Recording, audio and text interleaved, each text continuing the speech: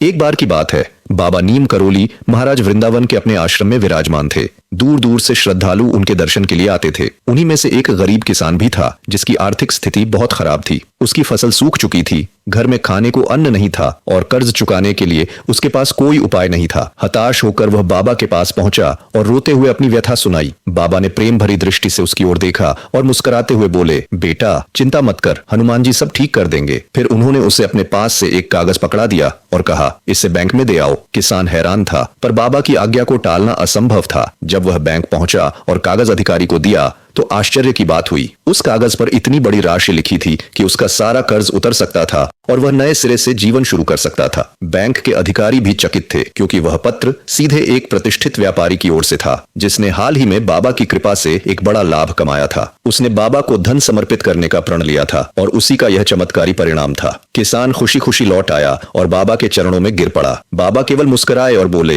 हनुमान जी ने तेरी सुन ली, अब ईमानदारी से मेहनत कर। यह बाबा नीम करोली की कृपा और चमत्कारी करुणा का एक अद्भुत उदाहरण था, जिससे उन्होंने अनगिनत भक्तों का जीवन संवार दिया। जय बाबा नीम करोली। दोस्तों, अब वक्त आ गया है अंगुली उठाकर लाइक, शेयर और सब्सक्राइब करने का। धन्यवाद।